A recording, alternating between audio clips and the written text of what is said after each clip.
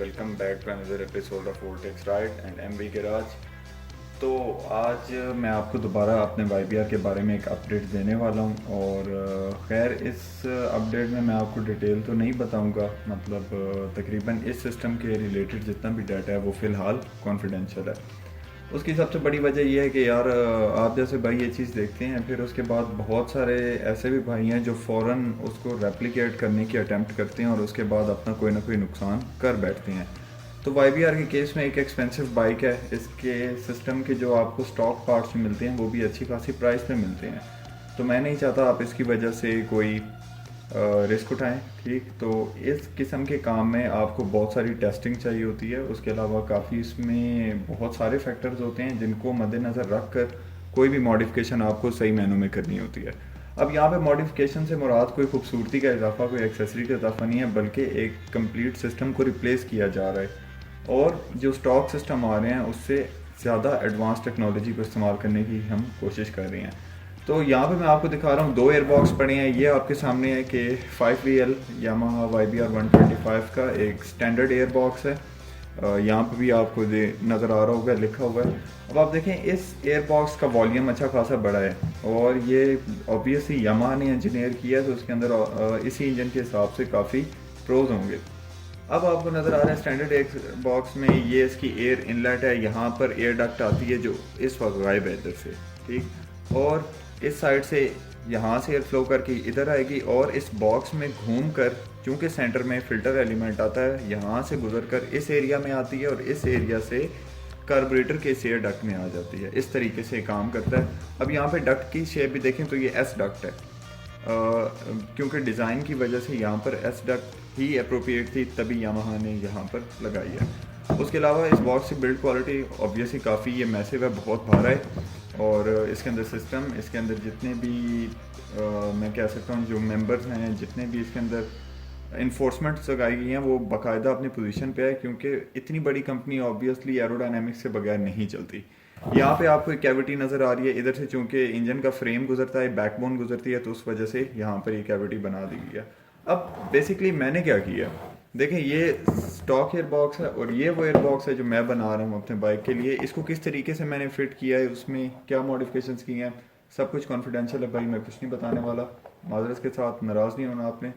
लेकिन पहली बात, इन दो के वेट में ज़मीन आसमान का फ़र्क है। ये तकरीबन इससे दुगना लाइटर है, ठीक है, दुगना ये वज़न में कम है।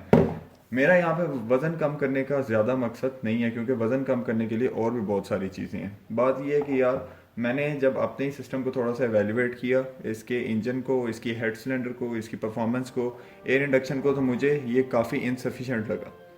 लेकिन काफ़ी सोच विचार के बाद, प्लानिंग के बाद मैं एक इस सिस्टम पर आया जिसके अंदर एयर फिल्टर की टाइप भी बदल जाती है, प्लस आपकी बॉक्स की कॉन्फ़िगरेशन भी बदल जाती है, प्लस जो चीज़ मैं अचीव करना चाह रहा हूँ मेरे पास वो ऑप्शन इजीली अवेलेबल है। अब यहाँ पे आप देख रहे हैं ये इसकी डक्ट है, यहाँ पर मैं एस डक्ट की बात कर रहा था, पर ये एस डक्ट नहीं है, ये काफ़ी डिफरेंट डक्ट है, इसकी इन आउट काफ़ी डिफरेंट है। ये आपको फ़िलहाल तो ओवल शेप में नज़र आ रही है, पर आप गौर से देखें तो ये बिल्कुल भी ओवल नहीं है। ठीक, ये बिल्कुल एग शेप आप कह सकते हैं कि यहाँ से मतलब काफ़ी ज़्यादा पॉइंटेड है, लेकिन यहाँ से पॉइंटेड नहीं है। देखें यार, मैंने आपको पहले भी बात की है, जब भी कुछ डिज़ाइन किया जाता है उसमें काफ़ी सारे पॉइंट्स को अपने नज़र में रखना होता है। ये एक कर्व्ड एयर डक्ट है। कर्व्ड एयर डक्ट में क्यों यहाँ पे यूज़ कर रहा हूँ, ऑब्वियसली ये से ज़्यादा एफिशिएंसी शो कर रही है मुझे, तो मुझे ये निज़ाम यहाँ पे बनाना पड़ रहा है। उसके अलावा इसके अंदर आप देख रहे हैं कि एक यहाँ पे कैविटी है, ये इसका एयर इनलेट होगा। ये इनलेट अभी इस बॉक्स का भी स्टॉक है, पर मैं इसको भी रिप्लेस कर दूंगा, क्योंकि इस एयर डक्ट पे मुझे मेरी रिक्वायरमेंट्स पूरी नहीं हो रही, तो ऑब्वियसली मुझे एक नया डक्ट बनाकर यहाँ पे लगाना पड़ेगा। यहाँ पर जो आप देख रहे हैं ये कैविटी बेसिकली किसी किस्म का इनलेट आउटलेट नहीं है, बल्कि मैं आपको बता दूं यहाँ पे एक मैं प्रेशर एक्यूमुलेटर लगाऊंगा। अब प्रेशर एक्यूमुलेटर क्या करता है, देखें आप एकदम जब भी वाईबीआर को रेस देते हैं गियर डाउन करके भगाने के लिए, वो एकदम से बाइक बैठ जाता है, एक हिचकी सी मारता है। किस वजह से मारता था वो, इतने अरसे बाद मेरी समझ में आया कि यहाँ पर एकदम ये एयरबॉक्स उसका प्रेशर पूरा नहीं कर पाता था। अब उस चीज़ को कॉम्पेंसेट करने के लिए यहाँ पे एक अलग डिवाइस आएगी। उस डिवाइस का अपना एक गैस प्रेशर होगा, लेकिन उसका पर्पज़ ये होगा कि वो उस मोमेंट को कंट्रोल करेगी। जहाँ पे इंजन को डेफिशिएंसी मिलती है वहाँ पे ये डेफिशिएंसी हरगिज़ नहीं होने देगा। अब ऑब्वियसली जब मैं कंपोनेंट बनाऊंगा तो एक दफ़ा कोशिश करूंगा रिवील करने की, बट डिज़ाइन क्यों बनाया, कैसे बनाया और आपको रिकमेंड करूंगा तो ये है बिल्कुल नहीं, क्योंकि इसके अंदर ऑब्वियसली इन चीज़ों को, ये अभी तक पेपर वर्क तक चल रहा है, ठीक, थ्योरेटिकल काम चल रहा है, काफ़ी सारी साइंस इसमें है, काफ़ी सारी इंजीनियरिंग है। तो जब तक मेरे पास सॉलिड रिजल्ट नहीं आता, क्योंकि ग्राउंड पर जो आपके पास रियलिटीज़ आती हैं वो पेपर वर्क से ऑब्वियसली डिफरेंट होती हैं। बहुत सारी चीज़ें आपको तब टेस्टिंग में पता लगती हैं और उसके बाद भी फर्दर आपने इम्प्रूवमेंट रखनी है। अब इस एयरबॉक्स से फ़ायदा है कि मैं इसको फ्यूचर में भी अगर अपग्रेड करना चाहूँगा, इसके अंदर मज़ीद कोई सिस्टम, इसकी डायनामिक्स में तब्दीली लाना चाहूँगा तो मैं इजीली ला सकता हूँ। मेरे पास इतना ब्लॉक इसका पड़ा हुआ है। और इसका मतलब ये नहीं कि मैं नया एयरबॉक्स लगाऊंगा उसको काटूंगा, नहीं, इसी सिस्टम को, इसको फर्दर अपडेट करने की काफ़ी सारी सलाहियतें इसमें पड़ी हैं। तो उम्मीद है आपको आज की वीडियो पसंद आई होगी। शॉर्ट वीडियो है, फिर से एक दफ़ा कहूँगा माजरत कि मैं किसी किस्म का डेटा रिवील नहीं कर सकता।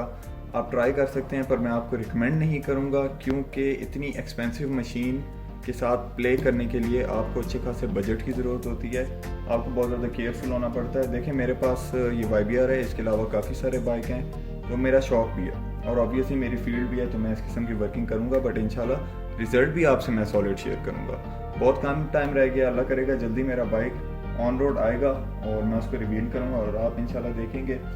ठीक है दोस्तों, अपना बहुत ख्याल रखिएगा, मिलते हैं इंशाल्लाह अगले एपिसोड में। तब तक के लिए स्टे सेफ, राइड सेफ, अल्लाह हाफिज़।